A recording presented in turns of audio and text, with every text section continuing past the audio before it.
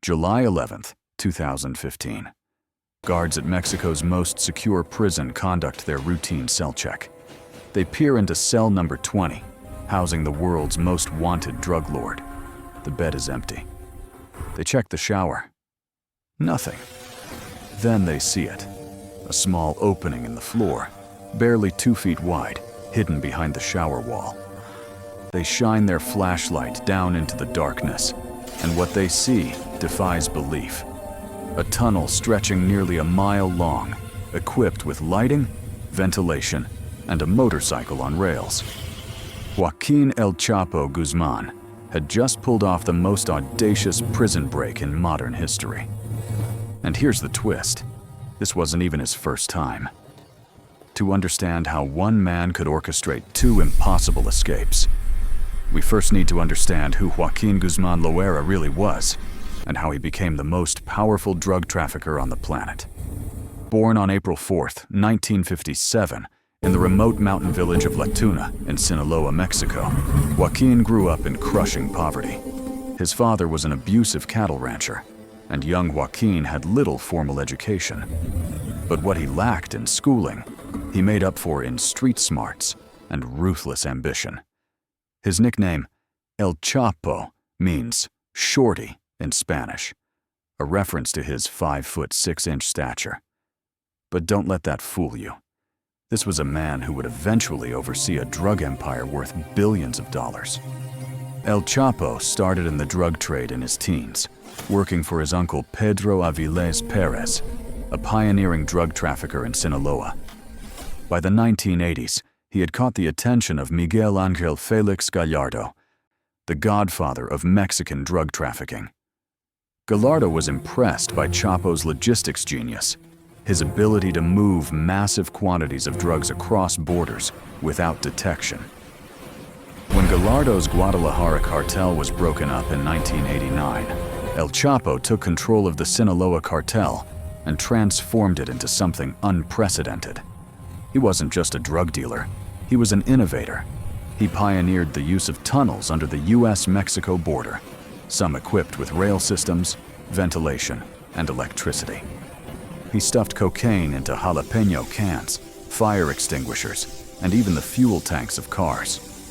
By the early 1990s, the Sinaloa Cartel was smuggling tons of cocaine, marijuana, methamphetamine, and heroin into the United States every month.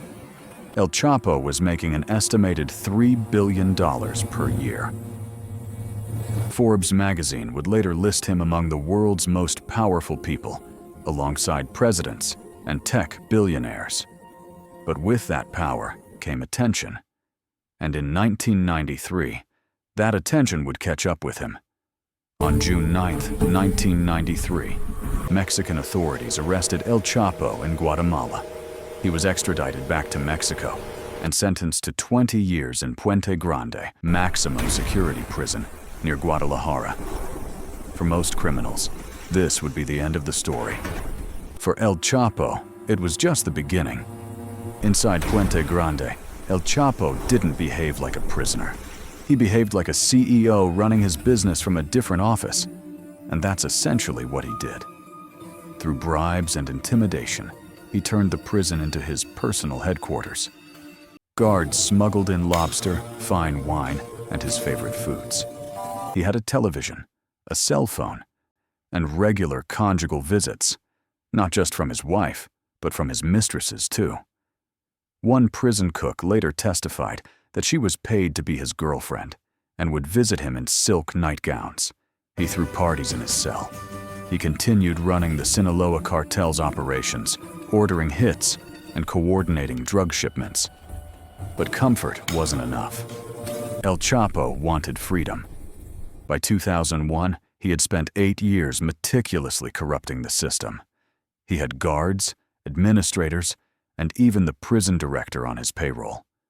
The bribe network extended from the lowest-ranking guards all the way up to federal officials. Some estimates suggest he spent millions of dollars building this network. Then came January 19, 2001. The stage was set for his audacious escape, according to the official story that emerged later. El Chapo hid in a laundry cart and was wheeled out of the prison by a guard named Francisco El Chito Camberos, but many believe the truth was simpler and more brazen.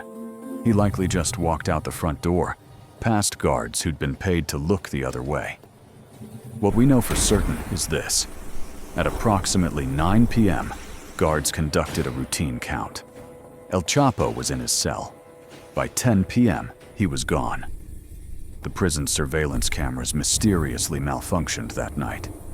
Multiple guards later claimed they saw nothing. By the time authorities realized what had happened, El Chapo was already hundreds of miles away, disappearing into the mountains of Sinaloa, his home turf, where he had thousands of loyal supporters. The escape was a national embarrassment for Mexico. 73 prison employees were eventually arrested, though most were later released. The prison director, Leonardo Beltran Santana, was sentenced to 9 years for his role in the escape. But El Chapo, he was free. And for the next 13 years, he would taunt authorities, expand his empire, and become the world's most wanted fugitive. El Chapo's years on the run were a masterclass in evasion. He operated a vast network of safe houses throughout Sinaloa and neighboring states. He moved constantly, never staying in one place for more than a few days. His security team used sophisticated communication systems, encrypted phones, and a network of lookouts. In the mountain regions of Sinaloa, he was practically untouchable. The local population, many of whom depended on the cartel for their livelihoods, served as his eyes and ears. When authorities approached, church bells would ring out warnings. Children would ride ahead on bicycles to alert his guards. Meanwhile, the Sinaloa Cartel flourished under his leadership. The organization expanded its reach across the Americas, Europe, Asia, and Africa. El Chapo formed alliances with Colombian cocaine producers and even infiltrated Guatemala's military. His tunnels became legendary. One beneath the border in Tijuana was equipped with a rail system and stretched nearly half a mile. But the violence escalated too. As the Sinaloa Cartel fought rival organizations for territory, Mexico descended into a horrific drug war. Thousands died.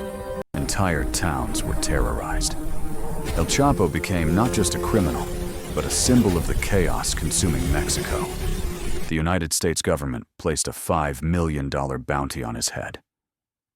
The DEA, Mexican Marines, and intelligence agencies from multiple countries coordinated their efforts to find him, yet he remained a ghost.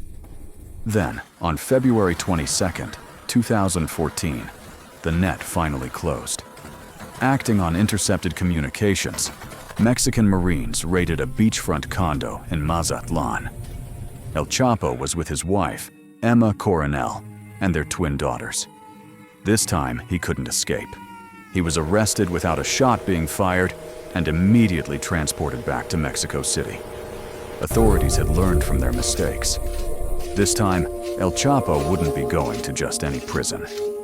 He was sent to Altiplano, officially known as the Federal Social Readaptation Center No. 1, Mexico's newest and most secure facility, built specifically to hold high-risk prisoners. The government assured the public El Chapo would never escape again. They were wrong. Altiplano was designed to be escape-proof. Located in the mountains about 50 miles west of Mexico City, it featured 23-foot walls, guard towers, motion sensors, and surveillance cameras covering every inch of the facility. El Chapo was placed in a cell under 24-hour video surveillance. Guards checked on him every hour. He was Mexico's only maximum security prisoner under these conditions. Yet from the moment he arrived, El Chapo was planning his next escape. And this time, he would orchestrate something even more spectacular than hiding in a laundry cart. For 16 months, a team of engineers, miners, and architects worked in secret. They acquired a property nearly a mile from the prison, a small house in the Santa Juanita neighborhood. In the living room, they dug, and they kept digging. The tunnel they created was an engineering marvel. Stretching over a mile long, it ran 30 feet underground. It was tall enough to stand in, 5.5 feet high, and equipped with PVC pipes for ventilation, fluorescent lighting powered by a generator, and wooden support beams to prevent collapse. Most incredibly, they installed a motorcycle on rails to transport dirt out and move people through the tunnel quickly. The precision required was staggering.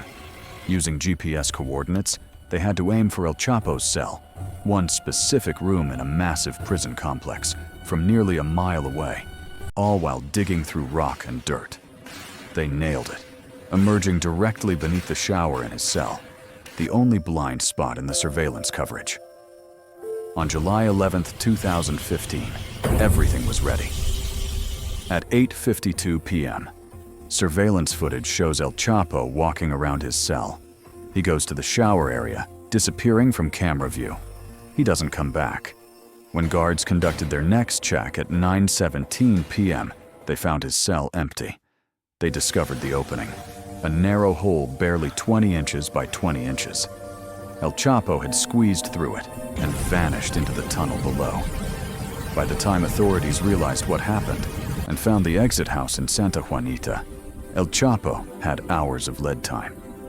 Once again, he had disappeared into the mountains of Sinaloa. The embarrassment was even worse than 2001. Mexico's government had promised this couldn't happen. President Enrique Peña Nieto's administration faced international ridicule. The United States expressed outrage. They had requested El Chapo be extradited immediately after his capture. But Mexico had refused, insisting they could hold him securely. The escape triggered Mexico's largest manhunt. Rewards totaling $8.8 million were offered. The DEA, U.S. Marshals, and FBI joined Mexican authorities in the search. But El Chapo had done it again. He was free. This time, El Chapo's freedom lasted only 6 months. Investigators tracked his communications and discovered something surprising. El Chapo wanted to make a movie about his life. He'd been communicating with actors and producers, including Sean Penn and Mexican actress Kate Del Castillo. His ego and desire for recognition would prove to be his downfall. On January 8, 2016, Mexican Marines raided a safe house in Los Mochis, Sinaloa. A fierce gunfight erupted. 5 cartel members died, and 6 were arrested. El Chapo and his top lieutenant escaped through, what else? A tunnel beneath the house, emerging in the city's drainage system. But this time, there was no massive escape network waiting. Desperate and on the run, El Chapo and his associate carjacked a vehicle. Police spotted them and gave chase. They were captured on the outskirts of town, ending the 6-month manhunt. Learning their lesson, Mexican authorities immediately agreed to extradite El Chapo to the United States. On January 19, 2017, exactly 16 years after his first escape, he was flown to New York to face charges in U.S. federal court. In July 2019, El Chapo was convicted on all counts, including drug trafficking, money laundering, and murder conspiracy. He was sentenced to life in prison plus 30 years and ordered to forfeit $12.6 billion. Today, Joaquín El Chapo Guzmán is imprisoned in ADX Florence in Colorado, America's most secure supermax facility, nicknamed the Alcatraz of the Rockies. He's held in solitary confinement 23 hours a day. There are no windows in his cell, no contact with other prisoners, and every movement is monitored. Will he escape a third time? U.S. authorities say it's impossible. But then again, that's what Mexican officials said. Twice. The story of El Chapo isn't just about one man's escapes. It's about the corruption that made them possible, the violence that surrounded his empire, and the thousands of lives destroyed by the drug trade he helped build. His tunnels may have been engineering marvels, but they represented something darker, a system so broken that the world's most wanted criminal could simply pay his way to freedom. Not once, but twice. And while El Chapo may never see daylight again, The Sinaloa Cartel continues operating to this day. Proof that catching one man, no matter how powerful, isn't enough to end the war on drugs.